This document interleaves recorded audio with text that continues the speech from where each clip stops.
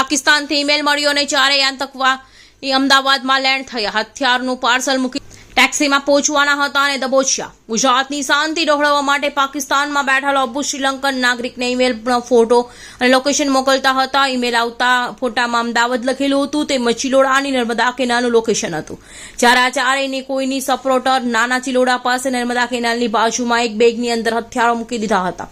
આ ચારેયની ટેક્સી કરીને જ્યાં હથિયારો પડેલા હતા ત્યાં પહોંચવાનું હતું.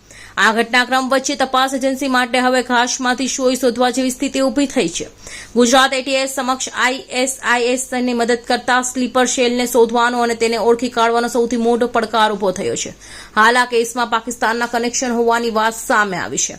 આમ ગુજરાતમાં ફરી એક વખત પાકિસ્તાન કનેક્શનનું મૂળ સામે આવ્યું છે. થોડા સમય પહેલા ડ્રગ્સથી લઈ જાસૂસી અને હવે હથિયારો સાથે સુસાઇડ બોમ્બ પર અમદાવાદ આવીને હથિયાર લેવા જવાના હતા ત્યાં સુધીની લિંક સાબિત થઈ ગઈ છે. છેલ્લા 2 થી 2.5 મહિના દરમિયાન પાકિસ્તાન ગુજરાતમાં એક્ટિવ થયું હોવા છતાં 6 કિસ્સા સામે આવ્યા છે. જ્યાં ગુજરાત લોકસભાની ચૂંટણીના આગલા દિવસે એટલે કે 6 મે 2024ના રોજ અમદાવાદની 36 સ્કૂલને બોમ્બથી ઉડાવી દેવાની ઈમેલ તથા પોલીસને લઈ વિવિધ એજન્સીઓને દોડધામ મચી ગઈ હતી. બાદમાં અમદાવાદ ક્રાઇમ બ્રાન્ચે આ ઈમેલ પાકિસ્તાનથી થયાનો દાવો કર્યો હતો.